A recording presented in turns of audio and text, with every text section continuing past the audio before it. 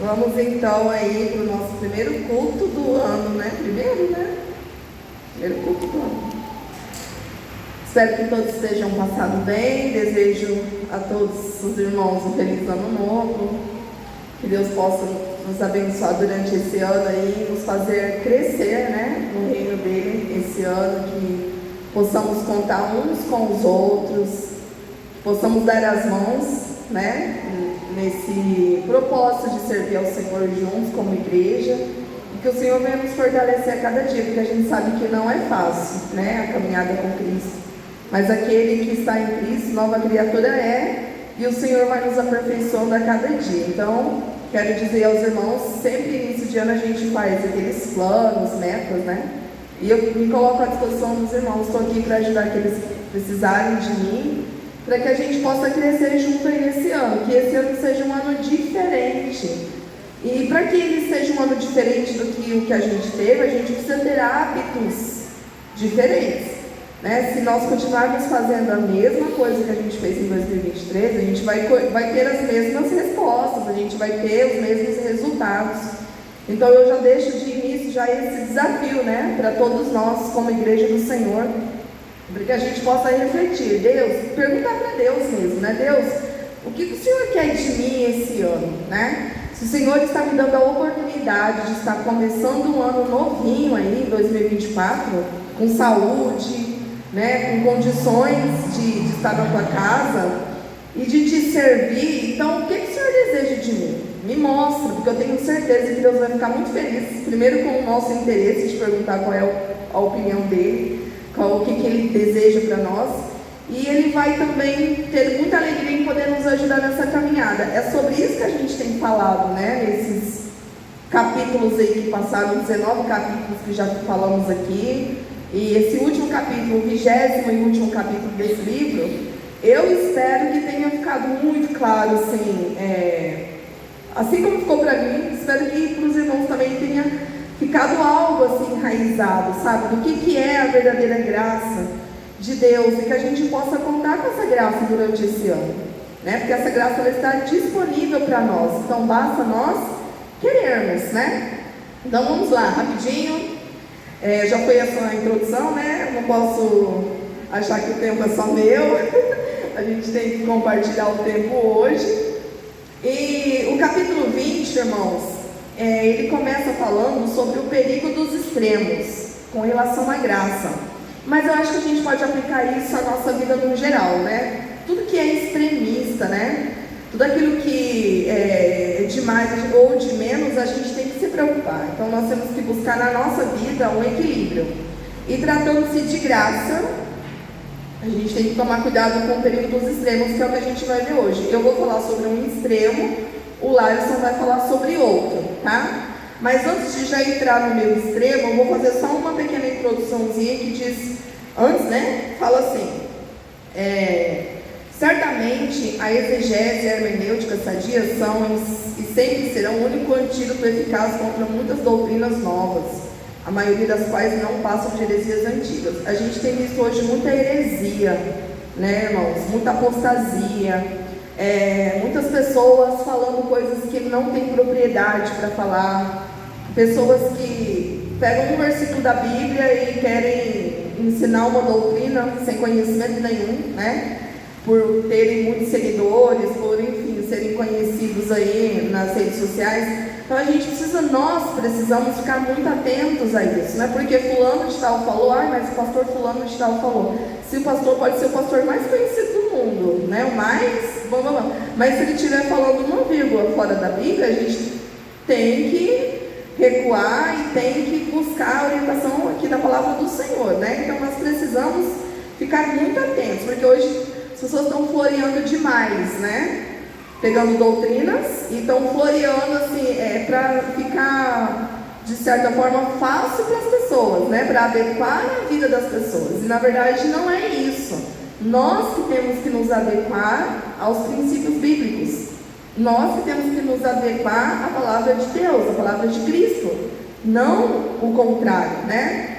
Então, desde o início a gente tem falado, cada capítulo a capítulo, sobre o perigo de nós não entendermos a graça, né? As pessoas muitas vezes se escondem atrás da graça, tirando a sua total responsabilidade. E nós aprendemos nesses capítulos que nós temos responsabilidade sim, né? Que nós temos participação, que nós podemos nos movimentar, nós podemos interagir na graça de Deus. Deus ele já fez a parte dele quando mandou Jesus para morrer por nós, e nós podemos, como resposta a isso, andarmos, né?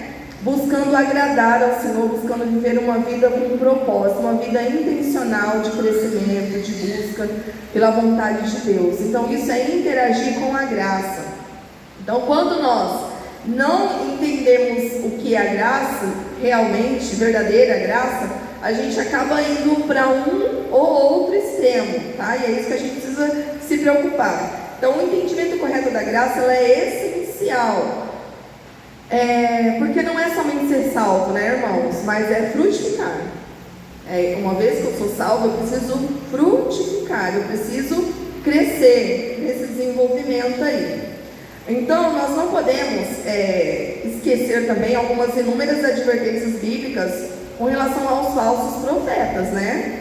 Sempre lá atrás, Jesus nos avisou, nos alertou sobre os falsos profetas, sobre aqueles que viriam para enganar, aqueles que viriam para deturpar a verdade. Deturpar né, tirar realmente o foco da verdade. Às vezes uma mentira, uma verdade, na verdade, não precisa ser total mentira. A pessoa pode pegar uma parte de uma verdade. Se ela mentir um pouquinho, ela já está mentindo, né? Então, faltar com a verdade já é uma mentira. E a gente tem visto isso muito nos dias de hoje. Então, nós precisamos nos preocupar com isso. Quando se fala de doutrina bíblica, não se pode ignorar a importância da macrovisão, que é algo que foi falado lá no início. Macrovisão é a gente ter uma visão completa da Bíblia. Não somente pegar só o Novo Testamento ou só o Velho Testamento, mas ser toda uma visão macro, uma visão grande, né, de toda a Bíblia, porque a Bíblia ela tem ali uma linha do tempo, e a gente precisa acompanhar isso, né? A gente precisa entender que tudo que está na Bíblia tem um propósito e tem uma sequência, né? Então, início de ano a gente começa a fazer aqueles planos de leitura da Bíblia, né? Eu comecei um plano que é de ler a Bíblia, não que seja a cronológica mesmo, mas ao mais aproximado possível da Bíblia cronológica. O que é a Bíblia cronológica? Os fatos que foram acontecendo realmente numa linha do tempo, né? Então, os livros bíblicos mesmos. Então, vou começar ali por Gênesis, depois, se não me engano, vai para Jó, e por aí vai, né? Então, é uma macrovisão, é ver o início, o meio e o fim, né? Então a gente precisa entender a importância disso, não ignorar isso. Não podemos abordar apenas aspectos de algo que se define pela soma, não pela fração dos seus diferentes aspectos. Ou seja, a gente tem que entender a graça, assim como as outras doutrinas, ela precisa ter um equilíbrio, uma visão completa. Então nós temos quais são esses dois extremos, né? Que as pessoas às vezes vão muito para um ou para o outro. É o liberalismo ou libertinagem, tá? E eu vou falar sobre o liberalismo, e o Larson vai falar depois sobre o legalismo. Então, o liberalismo é como se fosse, traduzindo, uma libertinagem. O que seria uma libertinagem? Você aproveitar algo, uma liberdade, né? E achar que você pode fazer tudo o que você quiser, tudo o que você pensar. Isso é uma libertinagem, você usar a liberdade que você tem de forma tola, sem sabedoria, né? É uma libertinagem. Então, desde o início ele fala que desde o início condenamos tanto a tentativa de transformar em libertinagem a graça de Deus, que é o liberalismo, como o perigo do que Paulo denominou de outro evangelho, ou seja, a tentativa de perverter o evangelho que se deu entre os Gálatas, que foi o legalismo. Tá? Então, contudo, apenas evitar ensinar uma perspectiva errada ou incompleta não nos capacitará para a missão de diagnosticar e erradicar o mal que aflige tantos aqueles que professam fé em Cristo. Então, nós vamos falar, eu vou começar a falar agora sobre o liberalismo. O que seria o liberalismo? O liberalismo, ele é um movimento nos dias atuais, né, que ele vem sendo rotulado como hipergraça. Aqui todos nós já ouvimos dessa palavra, porque o pastor já falou várias vezes, né? Inclusive a gente já falou também nesse estudo. Tá? Então, sempre dizemos que a graça divina, irmãos, hipergraça. Não precisa, a gente não precisa dizer que a graça de Deus, o fato de você falar graça de Deus, já é um hiper por trás disso. Você não precisa usar a palavra hipergraça, né? Porque nós não merecemos, irmãos. Então, por se tratar de graça de Deus, já é o máximo que possa existir, né? A gente não precisa colocar uma outra palavra, uma outra palavra para descrever, né? Um prefixo para determinar algo grandioso, porque a própria graça de Deus, por natureza, ela já é hiper, ela já é maravilhosa, ela é grandiosa, né? Então, esse movimento que o liberalismo, ele em sua grande maioria, ele distorce o ensino bíblico da graça em nome do que deveria pertencer à propagação da graça pura e bíblica. Aí tem um pastor chamado Edilson Lira, que ele disse num artigo dele: não transforme a graça em libertinagem. Não transforme a graça em libertinagem. Não existe hipergraça, porque a graça de Deus já é hiper por natureza. Ela é extrema e extravagante, mas não nos dá liberdade para pecar, que é o que essa hipergraça estão dizendo aí fora. É uma hiper tão grande na cabeça deles, que é como se fosse, nas entrelinhas, uma liberdade para você pecar, entendeu? Tipo assim, você já vai pecar consciente. Ah não, mas se eu fizer isso, né, a graça de Deus vai superabundar, né? A graça de Deus vai me cobrir. A pessoa já está fazendo de forma consciente, então ela já está transformando isso numa libertinagem, numa liberdade para fazer o errado, para pecar, né? Então, na verdade, do ponto de vista comportamental, a dispensação da graça é bem mais dura que a dispensação da lei.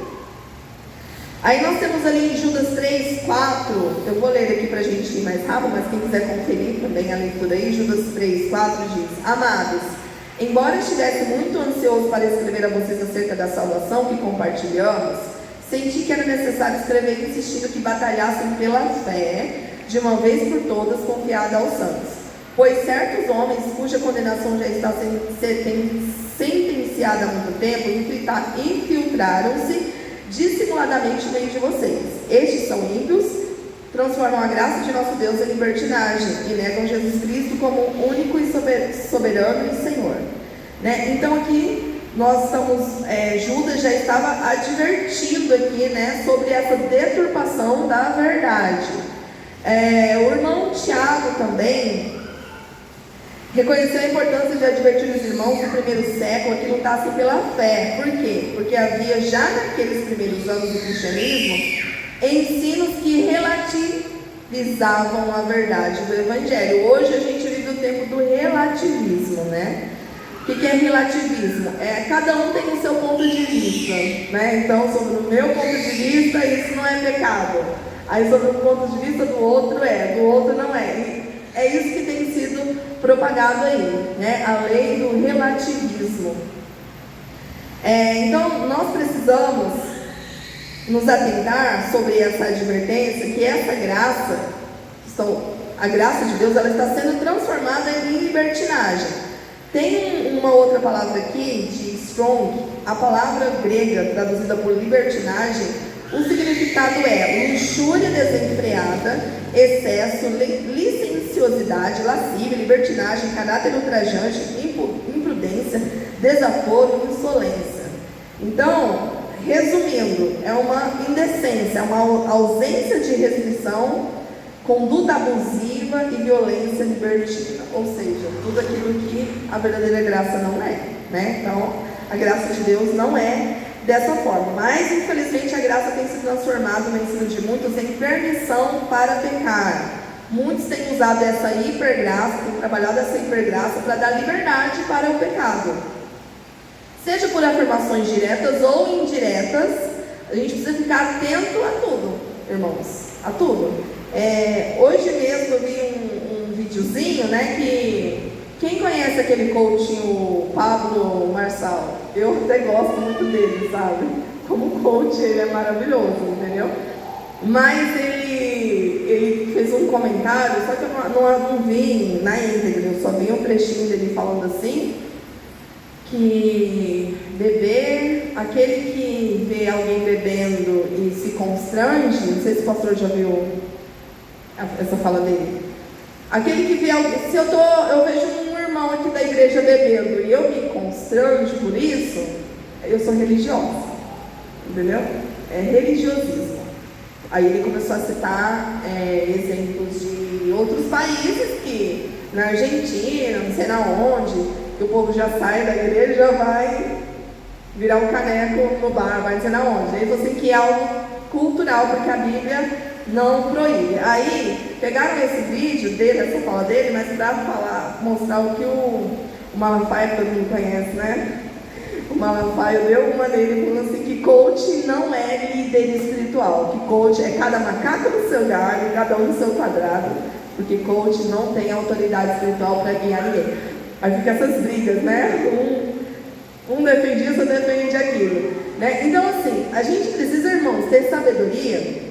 Hoje nós vivemos num tempo onde as pessoas, especialmente os jovens, eles estão seguindo muitas pessoas, muitos influenciadores. Tem muitos influenciadores aí no meio jovem, né? Que não só para jovem, até adulto acaba indo também nessa onda. E qual é a função do influenciador? É influenciar mesmo a opinião, é influenciar o consumo, né? Porque eles trabalham para marcas e tudo mais. Então a gente tem que tomar muito cuidado, irmãos, porque que nem eu falei, eu gosto muito assim da fala do Pablo Marçal em algumas questões. Para quem não sabe quem é o Pablo Marçal, ele é um que ele tinha se candidatado à presidência em 2022 e acho que ele impugnaram, não sei que rolo que deu na campanha dele, que ele até ganhou para algum cargo e para algum, não sei se foi para deputado, ele ganhou alguma coisa, depois impugnaram ele, não sei o que aconteceu no rolo aí da política. Mas ele era um candidato à presidência, depois ele começou a apoiar Bolsonaro e tal, não sei o quê. Então eu comecei a seguir mais ele naquela época. Então assim, ele é um cristão, se diz cristão, e tem muita coisa que ele fala que é. Só que quando a pessoa fala uma coisa que você fala, opa, peraí, né? A gente não tem que seguir tudo aquilo, não tem que concordar com tudo isso, né? Então, é o relativismo, né? Eu citei essa observação, esse exemplo aí, como para mostrar o que seria o relativismo, que ele está tendo uma opinião relativa dele, mas isso não é o que a Bíblia diz, né? Embora na palavra de Deus não fale assim, é proibido beber, é proibido. Irmãos, Deus não tem uma lista do que é pecado na Bíblia, né? Se a gente for pegar lá o que Paulo diz, né? Tudo me é lícito. Ou seja, eu posso fazer tudo o que eu quiser, mas nem tudo me convém, tudo me é lícito, mas eu não me deixarei dominar por isso, né? Então, ao mesmo tempo que na Bíblia não tem uma lista de pecado, o que é pecado? Se você perguntar para uma criança o que é pecado, a criança vai falar, pecado é mentir, é roubar, é matar, eles vão só nas coisas mais tchan tchan tchan. Aí quando você fala assim, fala a palavra mentir, desobedecer o papai e a mamãe a mentir, ou se você chegar para uma criança, faz um teste um dia aí, faça um teste, até a criança da igreja pode perguntar, se a criança não é pecadora. Tem muita criança que não se considera pecadora, irmão, entende? Não considera. Eu trabalho no colégio de cristão já tem uns 6 anos e lá foi muito complicado, porque tinha um aluno meu que ele era 10 em tudo. Só que o comportamento dele deixava muito a desejar. E eu comecei a falar sobre tipos de inteligências, né? Eu falei sobre a inteligência emocional, de você às vezes se achar melhor que o outro. E aí eu entrei na questão do pecado, nisso aí, né? E quando eu perguntei na sala quem se achava pecador, ele não levantou a mão. Eu fiquei olhando bem pra ele, né? Todo mundo levantou. Ele não. Falei, não me surpreendeu, dentro de mim, eu falei, não me surpreendeu em nada. Porque, né? Então a gente precisa tomar cuidado com isso, até para estar ensinando mesmo as crianças desde sempre que elas são pecadoras, né? Já nascem com a natureza pecaminosa e ensinar a responsabilidade de cada um. Deixa eu caminhar aqui, deixa eu pular essa parte aqui. Vamos lá, então resumiremos aqui, vou falar do legalismo, vou falar de duas coisinhas relacionadas ao legalismo. Primeiro, negar ou relativar a obediência, tá? Então, um dos grandes equívocos na interpretação do que é graça é pensar que ela veio anular completamente a ideia de obediência às leis divinas. Tipo assim, uma vez que eu sou salvo pela graça, eu não preciso mais cumprir nada. Não precisam mais obedecer às leis divinas. A gente já viu isso lá atrás. Que não é, né? Muitos alegam que a fé revelada por meio do Evangelho não requer obediência. Como se tipo, Jesus já pagou tudo, eu não devo mais nada. Isso é um grande engano, né? Então, Paulo ali na carta aos Romanos 16:26, ele diz assim, deixa eu ver aqui, o apóstolo ele fala que podemos classificar de verdadeiro tratado de fé, justificação e graça, entrega a expressão à obediência que vem pela fé. Então, aqueles que compõem o grupo do liberalismo usam a graça como desculpa para pecar e advogam que se há algum pecado, são os legalistas, que não entendem a liberdade em Cristo. Então, os legalistas são o outro extremo lá, que é o errado, porque eles não entendem essa liberdade que Cristo conquistou na cruz, tá? Vocês não entendem, vocês são legalistas. Isso, um extremo, olha que engraçado. Imagina uma linha reta. Num extremo está o liberalismo e no outro está o legalista. Então, o legalista, ele fala do liberalista, né? Aquele que pensa assim, ele não entende a liberdade que Cristo conquistou, tá? Ignora que antes de Cristo, por causa de sua natureza pecaminosa, era impossível ao ser humano obedecer à lei de Deus. Na antiga aliança já havia perdão para os pecados, no entanto não havia transformação. Então a gente vê lá a lei, os 10 mandamentos, que eles cumpriam, né? Lembra? A gente estudou já, eles cumpriam, e a lei veio para quê? Para denunciar o pecado e mostrar que nenhum ser humano seria possível cumprir os 10 mandamentos à risca. Então, denunciar o pecado e mostrar para o ser humano que eles precisavam de algo maior. Quem? De Jesus. Que só por eles mesmos, se um cumpria metade, deixava de cumprir o outro. Em alguma coisa eles deslizavam, né? Então, nossa, já... Calma, irmãozinho. Eu coloquei um tempinho aqui, irmãos. Eu já estou... Olha aqui, olha. Já estou devendo legalismo aqui, Larison. Calma, tá? Então, isso é negar ou relativizar a obediência. Tipo, eu não preciso obedecer, ou só em alguns casos específicos, né? Então, a graça ela não veio para nos libertar da lei, criando uma espécie de anarquia espiritual, mas se revelou para nos libertar da incapacidade de obedecer à lei. Nós não teríamos, irmãos, se dependesse de nós para irmos para o céu, para alcançarmos a vida eterna, no cumprimento dos 10 mandamentos, ninguém ia conseguir. Ninguém, né? Outra coisa também, uma outra confusão, né? Um outro erro, é confundir o que já foi feito por Cristo com aquilo que devemos fazer. Aquilo que Cristo tinha que fazer, irmãos, que era morrer por nós, Ele já fez. Cristo já cumpriu a sua missão, certo? Só que não é porque Cristo cumpriu que nós não temos responsabilidade. Nós temos. Então, para caminhar com Cristo, nós precisamos fazer algumas coisas. Lembra que Jesus disse, aquele que quiser me seguir, faça o quê? Negue-se a si mesmo. Então, não é fácil. Você tem que ter a sua contribuição também. Então, afirmamos que, essa aqui eu achei interessante, afirmamos que há 3 etapas distintas no processo da santificação. Primeiro, na santificação inicial, somos livres da condenação do pecado. Nós não estamos num processo de santificação aqui, enquanto nós estivermos aqui nesse mundo? Sim ou não? Sim, né? Então, só que a santificação ela tem alguns estágios. O primeiro estágio da santificação, somos livres da condenação do pecado, porque não há condenação para aqueles que estão em Cristo Jesus. Na santificação progressiva que vai crescendo, né? Somos livres do poder do pecado. Então, quanto mais Deus, quanto mais eu busco a presença de Deus, quanto mais eu nego a mim mesmo, quanto mais eu tenho a palavra de Deus dentro de mim, eu vou tendo condições né? A força capacitadora para resistir ao poder do pecado, resistir ao pecado. Então o pecado, ele deixa de ter poder na minha vida, de me conduzir a partir do momento que eu me permito interagir com a graça de Deus, que eu busco, né? E na santificação final seremos livres da presença do pecado. Enquanto aqui nós não estamos livres, irmãos, da presença do pecado, porque o tempo inteiro nós estamos sendo tentados. E a palavra do Senhor diz que nós somos tentados pelo quê? Pela concupiscência da carne. É de nós mesmos, vem de nós mesmos, né? O maior inimigo que nós temos, eu diria, que não é o diabo, seria nós mesmos. É uma busca contínua, né? O fato de você não vir buscar a presença de Deus, tá, pode ter algo diabólico aí por trás, mas tem também uma falta de vontade muitas vezes.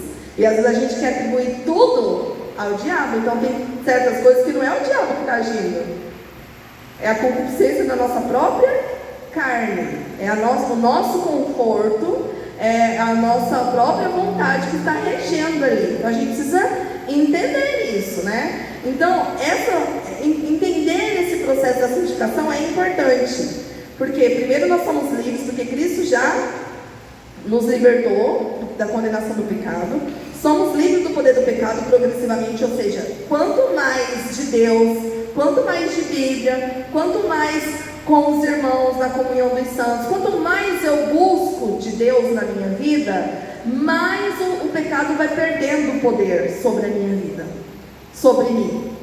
Quanto mais eu me encho da palavra de Deus, mais a minha mente vai sendo preenchida com as verdades, com as doutrinas, com os princípios, com a palavra de Deus. E isso vai me distanciando do pecado. O pecado não vai tendo domínio sobre mim. Então por que a gente vê as pessoas muitas vezes entrando em depressão, com ansiedade? Porque elas têm permitido que as coisas do mundo tomem lugar nas suas mentes, tomem lugar nas suas... Mas para tomar esse lugar, a pessoa, o que ela está fazendo? Por isso que nada melhor de nós refletirmos nesse início do ano, que a gente está começando o ano. Então se você não quer que o pecado tenha poder sobre você, você precisa ter atitudes e hábitos diferentes. Você leu a Bíblia em 2023? Você fez um propósito com Deus de buscá-lo com mais intensidade em 2023? Eu fiz, mas eu não consegui. Não é porque você não conseguiu que você vai desistir. Continua. Traça de novo essa meta. Eu comecei a ler a Bíblia, mas quando chegou lá na... Como que é o nome daquele lá? Na genealogia, eu já não entendi nada, já não sabia quem era pai de quem que teve filho com não sei quantos anos, que morreu. Não entendi nada. Aí eu parei. Irmãos, não pare, continue. Né? Continue. Tá? Então, é isso. Se por um lado há versículos que falam de uma obra já feita, por outro há versículos que tratam do mesmo assunto, que indicam que ainda devemos fazer algo a respeito, não significa que devemos escolher um lado. A gente não tem que escolher nem o liberalismo e nem o legalismo, tá? O que se conclui é que temos aspectos que, embora não sejam distintos, também são complementares. E para finalizar aqui, alguns ainda confundem a obra de Cristo já consumada na cruz com as nossas obras. Tal confusão propagada em nome da graça acaba por diminuir e até mesmo anular a importância das obras na nossa conduta cristã.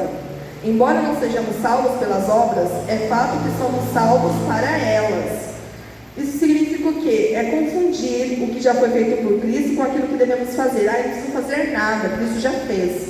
Você precisa fazer porque Cristo já fez por você.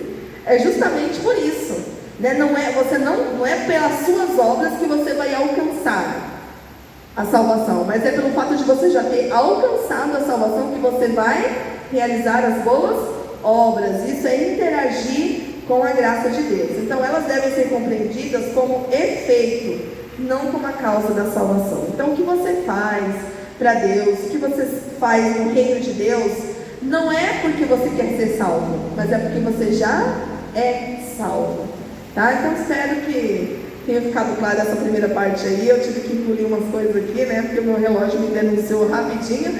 Agora a gente vai aprender com o irmão aqui, para finalizar o nosso livro. Quer que eu deixe?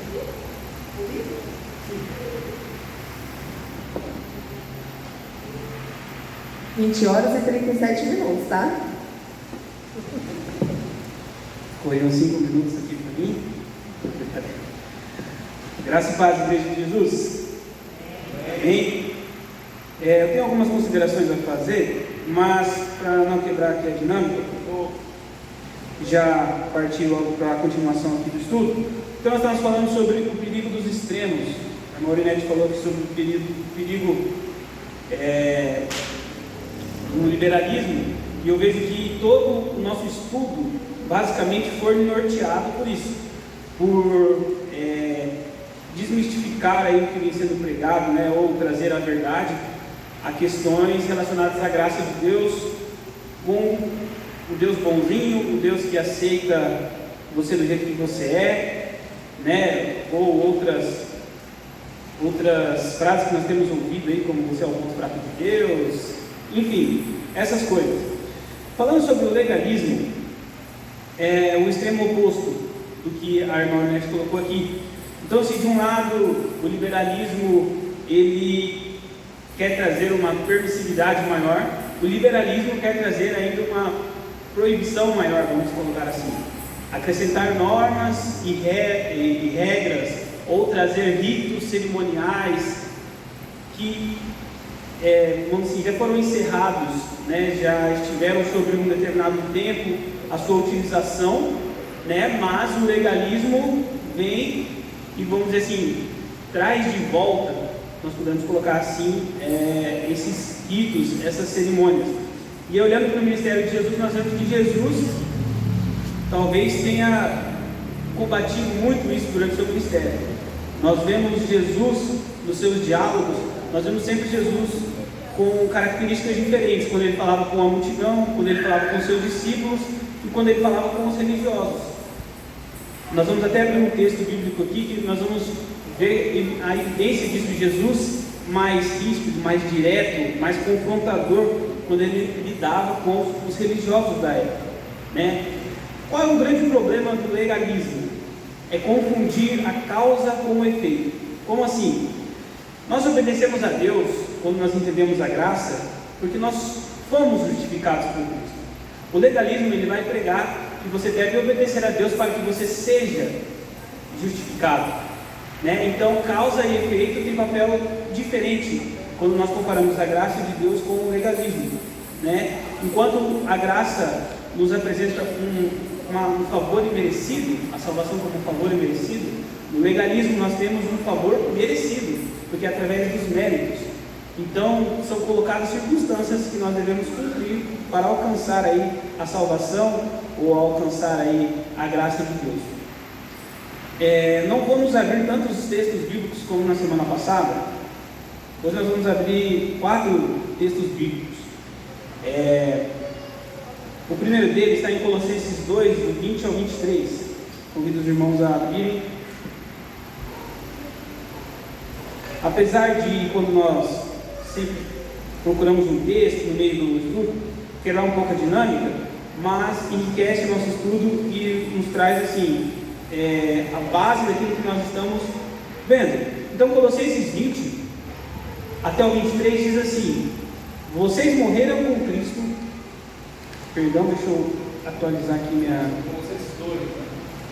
Colossenses 2, 20 ao 23. Deixa eu só ajustar minha versão aqui.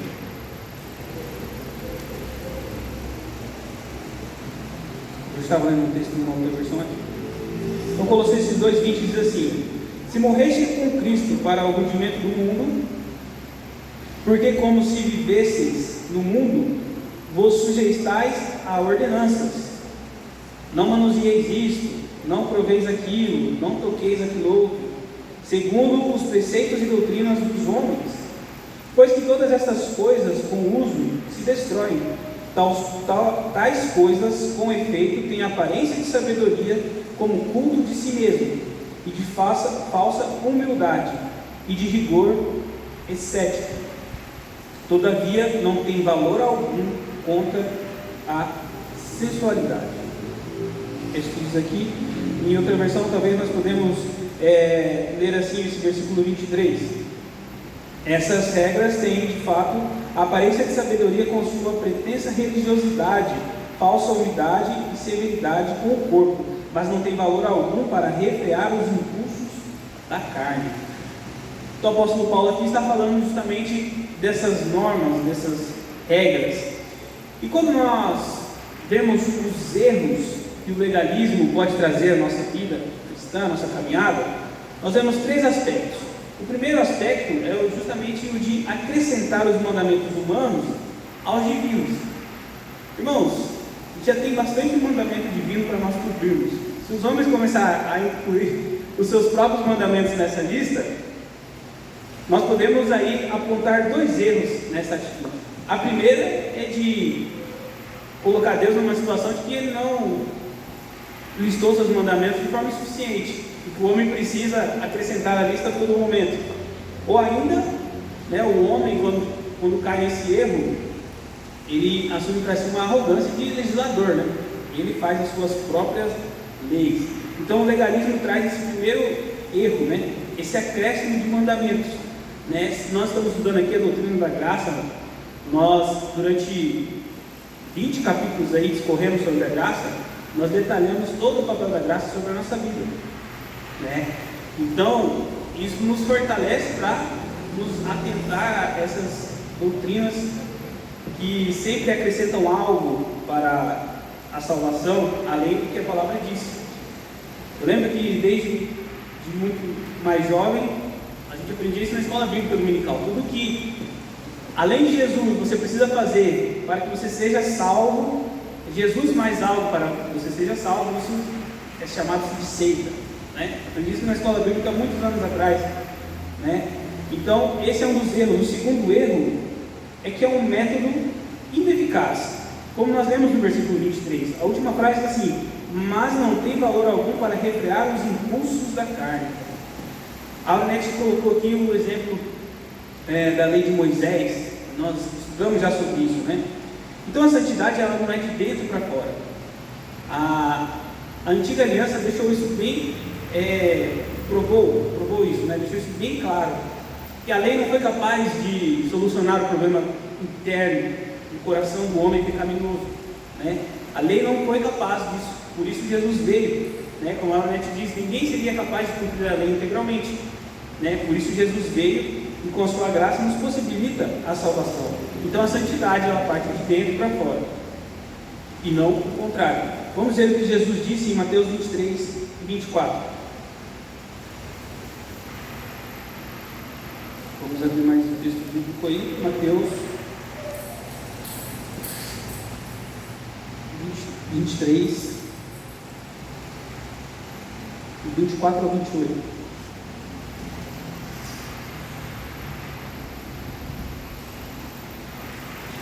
Aqui Jesus falando aos religiosos da época.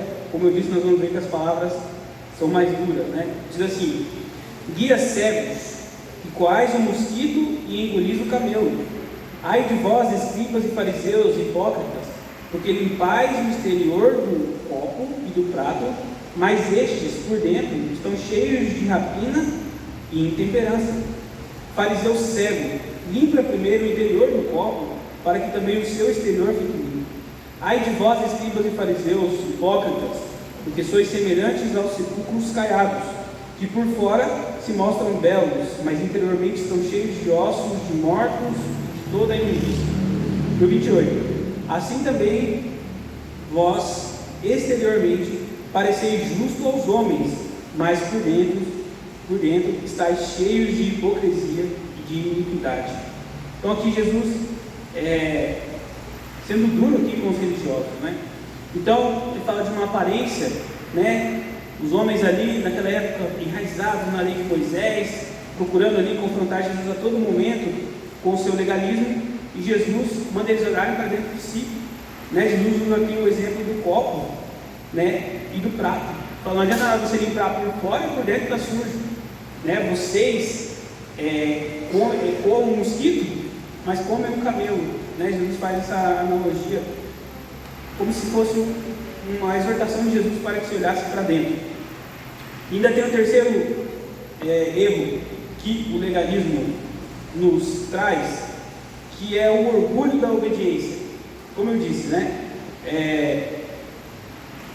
Coloca-se um mandamento humano para que seja cumprido, e isso traz ali um orgulho, né, para aquele que consegue. Não, eu guardo todos os mandamentos, assim como os religiosos da época. Nós vemos isso na parábola do fariseu e do publicano, que está lá em Lucas 18:9. Nós vamos ler, é uma parábola bastante conhecida, mas eu quero abrir com os irmãos para nós nos atentarmos ao que diz o versículo 9 de Lucas 18. Então, Lucas 18:9 vai nos explicar para quem era essa parábola. E diz assim, propôs também esta parábola a alguns que confiavam em si mesmos, por se considerarem justos, e desprezavam os outros. E aí vem a parábola. 2 homens subiram ao templo com o propósito de orar, um fariseu e o outro publicano. O fariseu, posto em pé, orava para si mesmo, desta forma: ó Deus, graças te dou, porque não sou como os demais homens, roubadores, injustos e adúlteros, nem ainda como este publicano. Jejuo 2 vezes por semana e dou o dízimo de tudo quanto ganho. O publicano estava em pé, longe, não ousava nem ainda levantar os olhos ao céu, mas batia no peito, dizendo: ó Deus, sê propício a mim, pecador. Digo-vos que este desceu justificado para a sua casa, e não aquele, porque todo o que se exalta será humilhado, mas o que se humilha será exaltado. O fariseu, ele estava certo em obedecer a palavra de Deus, ele estava certo em jejuar, em dar o dízimo, mas ele se orgulhava disso, né? Ele, vamos dizer assim, a glória era para ele, porque ele conseguia cumprir tudo aquilo, enquanto de outro lado, o publicano se colocava arrependido na presença de Deus. Nós já falamos várias vezes sobre esse texto, mas nós estamos falando aqui sobre esse orgulho, né, de se achar digno por estar ali cumprindo todo o estreito da lei, né, se nós compararmos ali com aquele período da época de Jesus. Um outro exemplo que o pastor Santos Birá coloca é o sonho de Pedro, que Pedro teve lá em Atos. Então Deus dá um sonho para Pedro, e ele tem vários animais, e Deus fala para Pedro: mata e come. E aí Pedro fala assim: não, Senhor, esses animais são impuros. Até certo ponto nós podemos entender a compreensão de Pedro, poderia ser ali uma aprovação de Deus para Pedro, mas aí Deus fala para Pedro: não torne impuro, porque eu purifiquei. E isso se repete 3 vezes, nas 3 vezes Pedro fala: não, Senhor, não posso tocar nesses animais porque eles são impuros. Se o próprio Deus está falando que os animais foram purificados por ele, Pedro, enraizado ali na lei, batia o pé e afirmava: não, Senhor, esses animais são impuros, porque a lei diz que eles são impuros. Mas Deus está como se Deus estivesse falando: mas eu estou purificando. Não, Senhor, mas a lei diz que esses animais são impuros. Essa visão está lá em Atos, né? A visão que Pedro teve. Eu ainda quero finalizar esse estudo, abrindo aqui o nosso último texto bíblico, que é Lucas 17, mais uma parábola aí, seguida de um ensinamento de Jesus, ainda em Lucas. Então, Lucas 17, do 7 ao 10.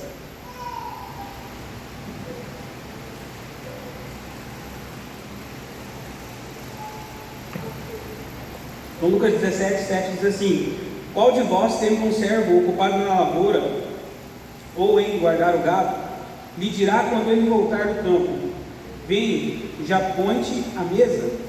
E que antes não lhe diga: prepara-me a ceia, cinge-me e serve-me, enquanto eu como e bebo, depois comerás tu e beberás? Porventura terá de agradecer ao servo, porque este fez o que lhe havia ordenado? E o versículo 10: assim também vós, depois de haveres feito quanto vos foi ordenado, dizei: somos servos inúteis, porque fizemos apenas o que deveríamos fazer. O ensinamento de Jesus, né, ali no povo, onde ele tira totalmente esse complexo de orgulho por seguir os mandamentos de Deus, seguir a palavra de Deus. O versículo 10 é bastante esclarecedor no que Jesus diz: somos servos inúteis, porque porque fizemos apenas o que deveríamos fazer. Então, o cumprimento da palavra de Deus, para nós é uma obrigação, não é um motivo de orgulho, porque é o mínimo que nós devemos fazer. Nós sabemos que é difícil, é uma busca constante, né? Mas é algo que é primícia, seguir a palavra de Deus. E assim finaliza o nosso estudo. Como nós estamos falando de legalismo, o pastor Luciano Subirá conta um testemunho dele. Eu vou contar rapidamente o que diz esse testemunho, que é a última passagem aqui do estudo, que ele chama de uma lição inesquecível, falando sobre esse legalismo. Então ele conta que certa vez ele estava num congresso e chegou ali próximo ao horário de começar o congresso, era alguns dias, um retiro, não sei, e chegou a informação de que um pastor ali da região havia caído, né? E ele iria ali confessar seu pecado, pedir perdão à igreja e entrar num processo de disciplina quando chegasse ali o momento de iniciasse o congresso. E aí o pastor Luciano Subirá disse que ficou convicto naquela hora, chamou ali os pastores que ele liderava, os mais próximos, e falou: escuta o que eu estou falando, vai passar esse período aí de alguns meses e ele não vai suportar esse processo de disciplina. Ele, por enquanto, ele está pedindo apoio da igreja, mas ele não vai suportar. No meio do caminho ele vai desistir, o pecado vai vir à tona novamente, enfim. E falou para os pastores: escreve isso que eu estou te dizendo. E passado um tempo, ele passou um ano, mais uma vez voltaram ao congresso, e aí ele já ficou sabendo que o pastor seria reintegrado à igreja, passado, acho que se não me engano, um ano, que o pastor tinha passado por esse líder, né, tinha passado por esse processo de disciplina e voltaria ao ministério. E nisso, um outro pastor amigo deles teve um sonho, já Deus falava com esse pastor através de sonhos, e mostrou para ele uma visão, que os dois estavam numa sala, o pastor Luciano Subirá e esse pastor que ele julgou, e o pastor Luciano Subirá tentava expulsar o demônio desse pastor. E aí o pastor Luciano Subirá falou assim: mas ele estava endemoniado? Aí ele falou assim: todo mundo via que ele não estava, mas você tentava expulsar o demônio dele. Aí o pastor Luciano Subirá disse: já sei onde vai chegar isso. Então apareceu um anjo e afastou-se o pastor Luciano Subirá, na visão que esse outro amigo dele teve, e ele caiu no chão e levantou com as vestes todas sujas, todo maltrapilho assim. E o anjo falou para ele, né, que disse assim, mandou dar o recado para o Luciano Subirá. A frase é a seguinte, ó: ele é um homem de grande integridade.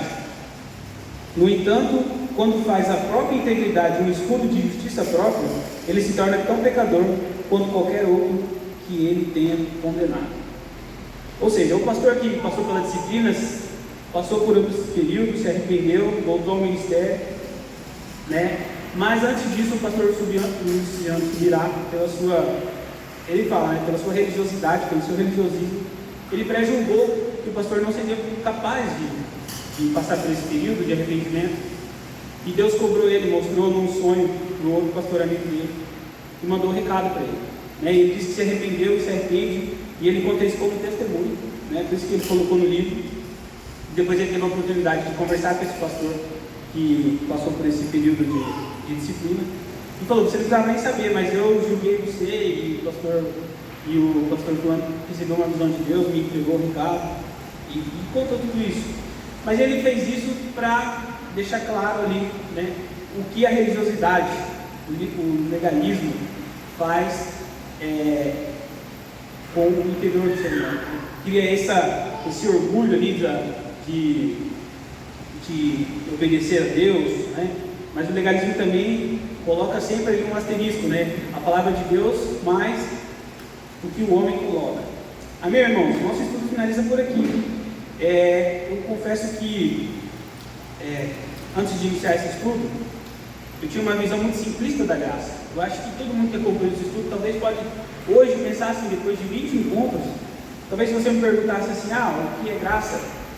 Eu talvez falaria assim, antes de começar esse estudo: é o modo que Jesus encontrou de nos entregar a salvação, né? Aí eu até conseguiria explicar que graça é um favor imerecido, né? Não são por méritos nossos. Mas nós vimos aqui, irmãos, que a graça é uma força capacitadora na nossa luta contra o pecado, A graça é uma via de mão dupla, que quanto mais nós entregamos a graça, nós recebemos dela. A graça é um capacitador para a nossa vida de boas obras. Nós vimos que existia graça já no Antigo Testamento. Então nós vimos assim, destrinchamos tanto a graça. E cada texto que eu abri, eu falei assim, nossa, eu não imaginava que a Bíblia falava tanto assim sobre graça, né? Porque, igual eu falei semana passada, no estudo semana passada, eu acho que tinha uns 40, 50 citações de textos bíblicos no capítulo que eu ministrei semana passada, e todos eles falando sobre a graça, né? E nós vimos aqui, esse livro aqui tem mais de 400 páginas. E quanto nós vimos aqui sobre graça, né?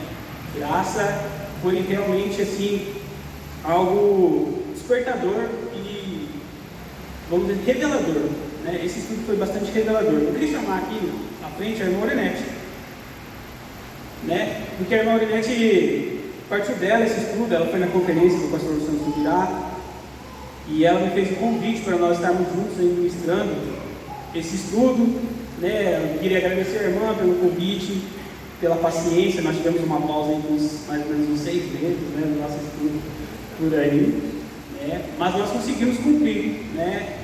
Hoje aqui, no nosso 20º capítulo, finalizamos.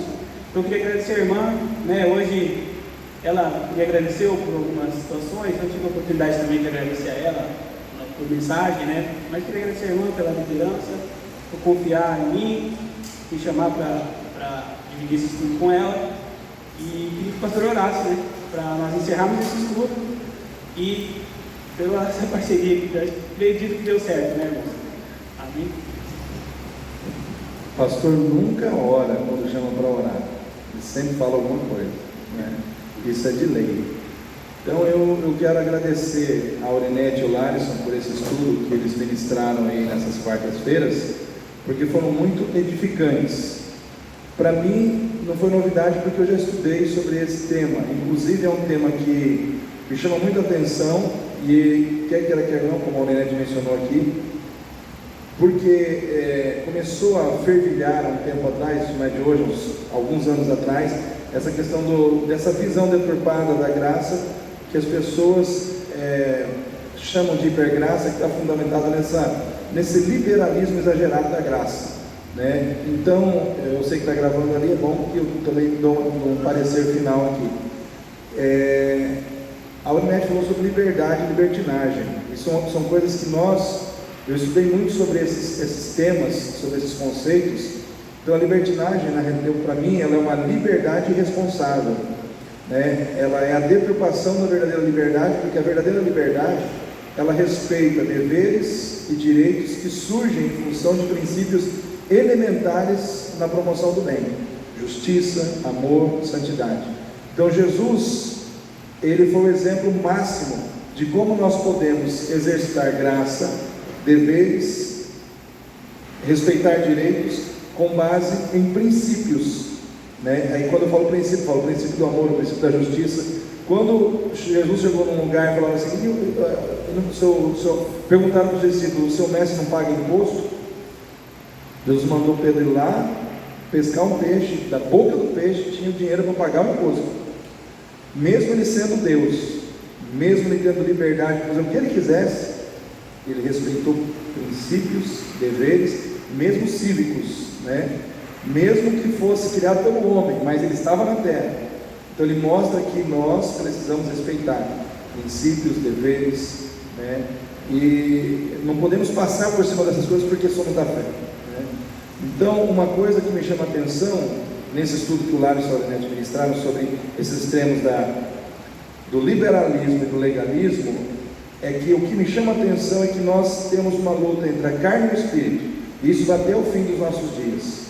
E o que vai definir, né, a nossa vitória nesse sentido é entendermos profundamente o que é a graça como um empoderamento de Deus para viver segundo a vontade de Deus, e entendermos que nós temos que nos alimentar, ou alimentar essa graça com a palavra, com o culto, com a adoração ao Senhor, para que nós possamos vencer a carne, e assim fazermos o que Deus quer.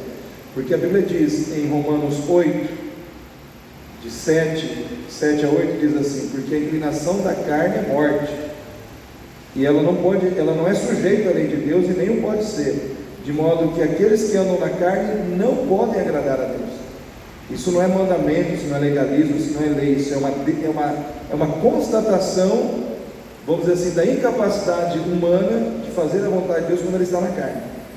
Então, nos enchermos da presença de Deus, desfrutando da salvação e procurando crescer dentro dessa graça, desenvolvendo santidade, desenvolvendo justiça, desenvolvendo amor, isso nos empodera para que nós possamos desenvolver uma vida rumo ao crescimento e ao aperfeiçoamento espiritual. Então, beber pode ou não pode? Né? Nós não somos legalistas, eu não aconselho, porque a Bíblia diz: tudo é lícito, mas nem tudo convém. Se nós estamos desenvolvendo uma vida que se desenvolve rumo a um crescimento, a maturidade espiritual, a intimidade com Deus, tudo aquilo que gera escândalo, tudo aquilo que pode gerar ou comprometer o nosso testemunho, é uma questão de bom senso. Não é questão de ser legalista, não é questão de ser religioso, é uma questão de bom senso baseado no amor ao próximo e no amor a Deus. Então, esse cristianismo maduro, sensato e de crescimento é o que nós devemos buscar, né? Então, eu quero apenas deixar essas, vamos dizer assim, essas definições teológicas no final, para que a gente possa casar tudo que foi dito, né? E é bom ter a palavra do pastor. Então, hoje, pastor, o que é mais perigoso, liberalismo ou legalismo? Os dois são errados, mas eu sou sincero, eu sou autêntico naquilo que eu falo. Mais perigoso hoje é o liberalismo. Por quê? Porque hoje nós caminhamos dentro do mundo onde as pessoas estão bombardeadas de informações de tudo que é tipo. Então, para o legalismo hoje ter, vamos dizer assim, encontrar espaço numa igreja, na vida de pessoas, tem que ser numa congregação onde as pessoas têm muito pouco conhecimento teológico, onde as pessoas têm um baixo senso crítico e se deixem dominar. E hoje em dia esse perfil de ser humano, ele está ficando cada dia mais escasso. O perfil de ser humano que nós temos hoje em grande quantidade são pessoas que estão se autopastoreando, são pessoas que buscam de tudo que é tipo de conhecimento para fazer aquilo que agrada o seu coração. O fulano falou isso, o Beltrano falou aquilo, então eu posso beber, eu posso fumar, eu posso isso, eu posso aquilo. Então hoje é muito mais, vamos dizer assim, a tendência mundial é muito mais para o liberalismo do que para o legalismo. Então eu sempre digo assim: você tem pastor? Ouça o teu pastor, pergunta para ele o que ele pensa sobre essas questões, né? Então esse é o meu, vamos dizer assim, é a minha conclusão final em cima desse assunto. Tá certo, queridos? Vamos ficar em pé para nós estarmos orando, colocando as nossas vidas diante de Deus. Pai, eu quero te agradecer, Senhor Deus, ó Pai, pelo Larison, quero te agradecer pela Aurinete, os dois que aceitaram esse desafio de estarem trazendo esse assunto, esse tema tão profundo e tão necessário para os nossos dias. Deus, quantas pessoas hoje estão precisando entender na profundidade o que é a graça. Como o Larison disse agora há pouco, que esse estudo mexeu com o entendimento teológico dele sobre a graça do Senhor, levou ele a um nível muito mais profundo de conhecimento, de entendimento do que realmente é a graça. E bom seria, Pai, se toda a igreja vivenciasse essa experiência que o Larison e a Aurinete vivenciaram, porque ó Deus, mergulharam no estudo da graça, porque se entregaram ao propósito de estudar a graça, ó Deus, de buscar esse conhecimento. Bom seria se todos, ó Deus, todos dentro da tua casa vivenciassem essa experiência. Com certeza teríamos uma igreja muito mais preparada, muito mais madura, muito mais pronta para discernir entre o certo e o errado, entre o bem e o mal, entre aquilo que é verdadeiro e aquilo que é falso, entre o ensino correto e a heresia, Senhor. Teríamos uma igreja muito mais pronta para ver o que é do Senhor e o que é do diabo, porque vivemos num mundo, Senhor Deus, ó Pai, onde a batalha espiritual, ela acontece na nossa mente, porque o diabo também conhece as Escrituras, e ele usa esse conhecimento que ele tem das Escrituras para tentar deturpar o conhecimento da verdade dentro do coração dos crentes, Senhor. Deus, por isso eu te peço, trabalha, meu Pai, profundamente em nossos corações. Abençoa o Larison e a Aurinete, meu Pai, Continua dando a eles, meu Pai, mais crescimento, mais entendimento, mais profundidade em relação, ó Deus, às doutrinas bíblicas, para que o Senhor possa usá-los ainda com mais poder e autoridade na tua obra. Nós colocamos a vida deles, a casa deles, a família deles nas mãos do Senhor, como também colocamos nas mãos do Senhor todos que estão aqui nessa noite.